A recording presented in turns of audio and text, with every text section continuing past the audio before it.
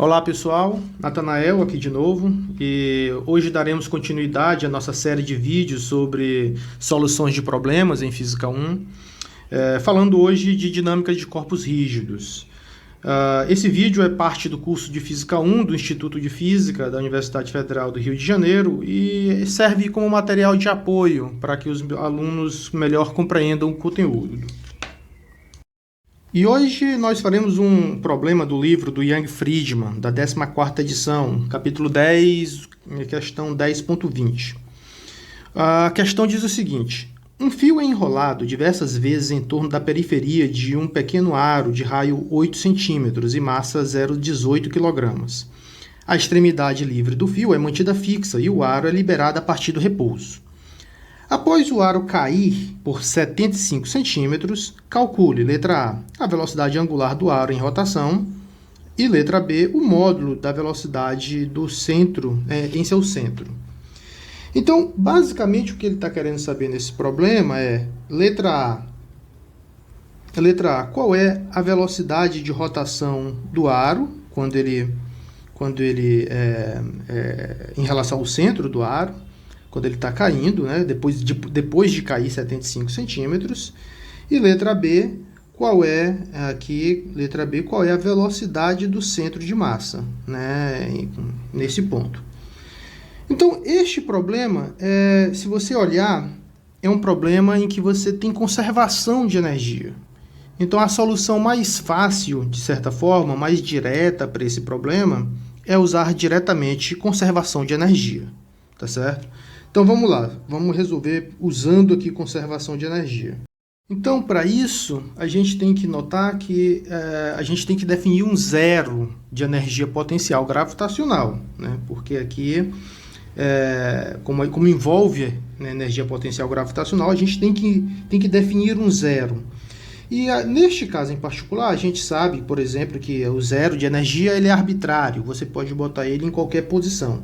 Mas nesse caso em particular, eu vou botar o zero de energia como sendo aqui embaixo, tá certo? O ponto zero é exatamente aquele ponto que eu vou medir, tá bom? Ou seja, aquele ponto cuja diferença em relação ao ponto inicial é de 0,75 metros, né? Ou seja, 75 centímetros.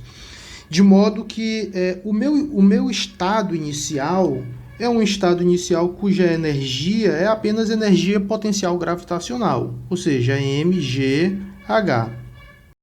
Após o objeto cair, e aí eu vou botar agora em preto, quando ele passar nessa posição do zero, ele já não vai mais ter energia potencial gravitacional, mas ele vai estar tanto girando, né? Ou seja, ele vai ter tanto energia rotacional, cinética rotacional, como ele vai ter uma energia aqui de translação, né? Então, a energia final aqui do meu problema, né, vai ser uma energia completamente cinética, mas vai ter uma contribuição cinética de translação, devido ao centro de massa, mais uma energia cinética de rotação, devido à rotação em torno do eixo, né, do cilindro. Então, de posse dessas duas energias, né, de posse tanto aqui da energia inicial como dessa energia final, a gente é capaz de descrever, né, e de resolver esse nosso problema, tá certo? Então, eu vou escrever isso aqui numa página separada agora. Então, o que nós temos é basicamente isso, né? Eu tenho aqui a energia inicial é igual à energia final, porque a energia aqui se conserva. Onde aqui a energia inicial é mgh, enquanto a energia final é mv do centro de massa ao quadrado aqui sobre 2, mais I ômega 2 sobre 2. Neste caso, existem duas perguntas aqui que são necessárias de serem feitas. A primeira pergunta é a seguinte: primeiro, qual é o momento de inércia aqui do disco, né? Aliás, não um disco, é um cilindro, né? Então, você vai lá no livro e olha lá qual é o momento de inércia de um cilindro e você vai ver que é mr ao quadrado. Então, maravilha. Então, isso aqui já está respondido. A segunda coisa que você tem que fazer, né, após isso, é lembrar qual é a relação que você tem entre rotação e translação. Né? Neste caso aqui, em que o fio não desliza sobre o aro, você tem que se lembrar de que a velocidade linear, né, na borda do disco, que vai ser também a mesma velocidade do centro de massa do disco, ela é igual a ômega-r. Certo? Então, essas relações são verdadeiras, elas valem aqui no nosso problema. De modo que, quando eu vou escrever aqui a minha equação anterior, eu fico com mgh igual a mv do centro de massa ao quadrado sobre 2, mais mr ao quadrado, ômega ao quadrado sobre 2. Certo? E como eu tinha falado antes, esta velocidade aqui, ela é igual à velocidade do centro de massa, neste problema em particular. Tá certo? Então, você pode escolher substituir uma equação na outra. Você pode escolher tanto substituir, por exemplo, a velocidade do centro de massa por ômega-r, ou substituir ômega-r pela velocidade do centro de massa. Como a gente está procurando primeiro qual é a velocidade de rotação do nosso sistema, então eu vou substituir V por ômega-r, tá certo? De modo aqui que antes disso eu posso cortar essas massas, né, obviamente.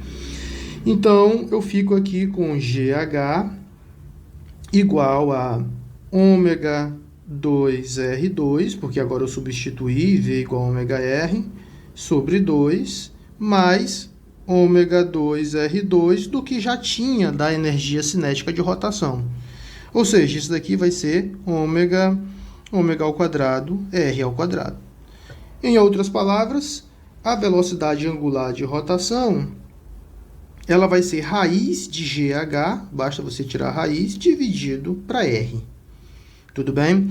Então, eu deixo para vocês substituírem aí os valores, né, tomando cuidado com as grandezas que são medidas, e você vai ver que isso daqui vai dar aproximadamente, nesse problema, cerca de 33,9 radianos por segundo.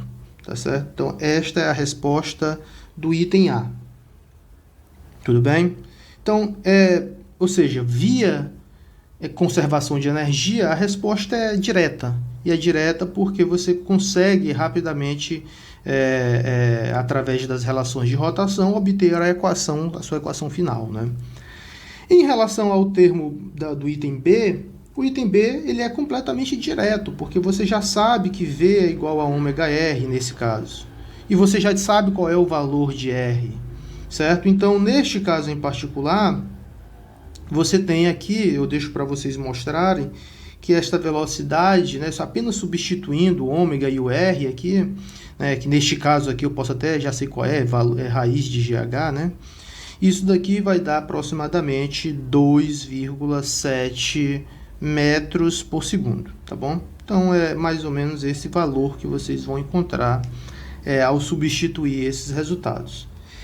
Mas tem uma outra forma, se você quiser, tem uma outra forma de fazer essa questão, esse item B, certo? E eu aqui, por completeza, eu vou fazer esse item B de uma forma diferente, tá bom? Aqui, então eu vou fazer ele aqui. Você pode fazer ele por, basicamente, usar da dinâmica do teu sistema, tá bom? Então, você sabe que, por exemplo, que você tem aqui um peso, né, e tem aqui a tensão no fio, aqui o peso e a tensão no fio, e de modo que a tua dinâmica de rotação, ela tem que seguir, obviamente, as leis de Newton e tem que seguir a dinâmica aqui do torque. De modo que quando você resolve, por exemplo, esse seu problema, né, via leis de Newton, você obtém aqui que peso menos tensão, é igual a massa vezes a aceleração, e ao mesmo tempo, via a equação do torque, né, se você botar aqui o torque em relação ao centro do aro, você vê que o torque ele é o torque ele é T vezes R, né, ou RT, tanto faz. E isso daqui tem que ser igual ao I do centro de massa vezes alfa, certo? De modo que, por exemplo, eu posso dividir todo mundo aqui por R, né? Então eu vou fazer isso, tá certo? Eu vou vir aqui, vou apagar esse R aqui e vou passar ele dividindo. Então isso vai ficar dividido aqui para R. E posso somar essas duas equações. Se eu somo essas duas equações, o que eu obtenho basicamente é que mg, que é o peso, né, é igual a massa vezes a aceleração mais I do centro de massa vezes alfa sobre R, certo? E aí você se lembra, neste ponto da nossa conversa, você se lembra que alfa, né, de novo, usando as relações entre a cinemática de rotação e de translação, que alfa é igual a aceleração sobre R, certo? E neste caso, né, a aceleração é a própria aceleração do centro de massa. De modo que a sua equação ela vai ficar com esta cara, mg igual a m vezes a mais I do centro de massa sobre R ao quadrado vezes A. Então, você consegue agora resolver esse seu problema, você consegue encontrar quem é a aceleração, porque você sabe quem é o I do centro de massa, que é mr ao quadrado. Então, isso aqui é ma mais mr ao quadrado sobre r ao quadrado, né? Você vai dar próprio m dividido aqui vezes a, certo? De modo que eu posso cancelar esses r's e a sua solução aqui vai ser que eu posso também cancelar essas massas, de modo que a sua solução vai ser que a aceleração desse meu cilindro, ou desse meu aro, é igual a G sobre 2, desculpa. É igual a G sobre 2. Mas como eu falei, isso daqui não resolvia o problema. Porque, como eu falei, essa forma alternativa, você primeiro encontra qual é a aceleração, para depois você fazer cinemática. Então, aí fica fácil, porque uma vez que eu conheço a aceleração, eu posso usar diretamente a equação de Torricelli. Eu posso vir aqui e fazer v ao quadrado é igual a v0 ao quadrado mais 2 ΔSA, certo? Onde essa velocidade aqui é zero, essa velocidade inicial é zero, e esse ΔS é o próprio h, né, em que ele desceu. Então, a minha velocidade final ao quadrado é 2 vezes h vezes a aceleração, que é g sobre 2. Então isso aqui é gh. Então, notem que eu obtive o mesmo resultado, ou seja, eu obtive que minha velocidade é raiz de gh, que é o mesmo resultado que eu tinha obtido antes, lá em cima, né, quando eu tinha feito apenas o cálculo de energia.